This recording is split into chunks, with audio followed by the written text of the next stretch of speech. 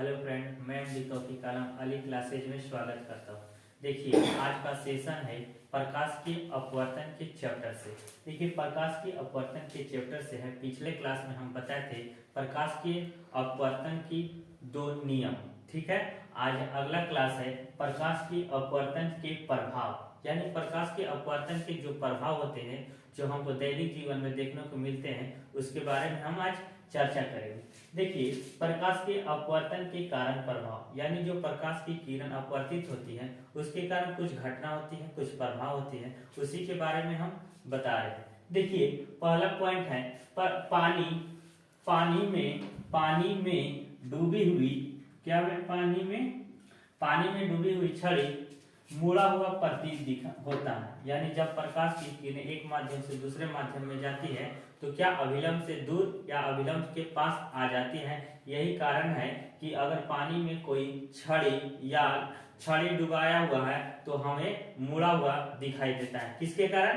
प्रकाश के अपवर्तन के कारण। समझ गए पहला पॉइंट। दूसरा पॉइंट देखिए, अक्षरों के ऊपर कांच का स्लैब रखकर देखने पर उठा हुआ प्रतीत होता है। यानी किसके कारण? प्रकाश के अपवर्तन के ये प्रभाव है। यानी कोई अगर लिखावट है और लिखावट के ऊपर अगर हम कांच का स्लैब दे देते हैं तो हमको कैसा दिखाई देता है? हल्का ऊपर उठा हुआ प्रतीत होता है। किसके कारण? तो प्रकाश के अपवर्तन के कारण। दो पॉइंट क्लियर हुआ।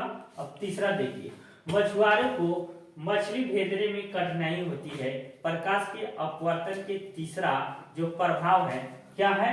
मछुआरे को मछली भेजने में कठिनाई होती है। देखिए, आपको फिगर से बताते हैं। देखिए, पता चलता है मछुआरे को, ये मान लीजिए नीचे पानी है, ये पानी है, वास्तविक रूप से मछली यहाँ पे है। क्या है ये? मछली। लेकिन उसको ऐसा प्रतीत होता है कि प्रकाश की किरण जब वो यहाँ से देख रहा है, मान लीजिए यहाँ पे उसका आंख है, क्या है? आंख। जब वहां से ऐसे देखता है तो ये प्रकाश की किरण क्या विरल से सघन में आ जाएगी, विरल से सघन में, तो इसको ऐसा प्रतीत होता है, यहाँ से मुड़ जाता है प्रकाश की किरण, लेकिन उसको ऐसा प्रतीत होता है मानो ये मछली यहाँ पे है। मछली एक काल्पनिक तौर पर उसको पता चलेगा कि मछली यहाँ पे है, काल्पनिक तौर पे।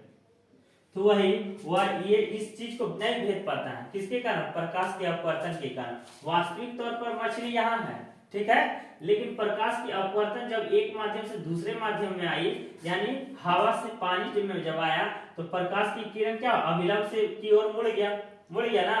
तो मुड़ गया तो अब जो देखने वाला व्यक्ति है तो ऐसे उस प्रकाश की जब देखेगा तो उसका प्रकाश की किरण क्या सीधी नजर आएगी, तो उसको मालूम होगा कि यहाँ मछली है। किस तौर पर? काल्पनिक तौर पर। तो यही कारण प्रकाश के अपवर्तन के कारण मछुआरे को मछली भेजने में कठिनाई होती है। देखिए, अब आगे का पॉइंट है, कुछ महत्वपूर्ण जो है सूत्र है जो आपको न्यूमेरिकल बनाने में काम आएगा, उसी को हम देखते हैं। देखिए, म्यू बराबर होता है sin I बटा sin R। यह प्रकाश के अपवर्तन का दूसरा नियम है और इसे हम स्नेल का नियम भी कहते हैं। और देखिए, म्यू क्या है? तो म्यू एक क्या है? अपवर्तनांक है। sin R क्या है? आपतन कोण है। sin R क्या है? अपवर्तन कोण है। इसको याद कर लीजिएगा, ये आपको बहुत काम देगा न्यूमेरिकल बनाने में। ठीक है, म्यू बराबर sin I बटा sin R। म्यू को हम अपवर्तनांक कहते हैं, sin I को आपतन कोण कहेंगे, sin R को अपवर्तन कोण कहेंगे। ठीक है, यहाँ तक क्लियर। अब आगे देखिए, अगला पॉइंट है, ये भी बहुत बार बिहार बोर्ड के एग्जाम में आपको न्यूमेरिकल बनाने के लिए पूछ देता है कि आप अपवर्तनांक निकालें। तो देखिए, किसी अपवर्तनांक जब निकालिएगा तो वो कोई माध्यम देगा और कोई दूसरा माध्यम, दो कम से कम माध्यम देगा जो जिसपे ये सूत्र का यूज करेंगे। तो देखिए, यहाँ पे दिखेगा अपवर्तनांक निरपेक्ष, इसलिए दिया है कि किसी वस्तु से या किसी माध्यम से तुलना करेगा, इसलिए यह निरपेक्ष दिया हुआ। तो यहाँ पे ये सूत्र है, अपवर्तनांक बराबर निर्वात में प्रकाश की चाल बटा माध्यम में प्रकाश की चाल। किसका फॉर्मूला होता है? अपवर्तनांक। ठीक है दोस्तों, वीडियो देखने के लिए थैंक यू। अगर अच्छा लगे तो लाइक कीजिए, कमेंट कीजिए, शेयर कीजिए।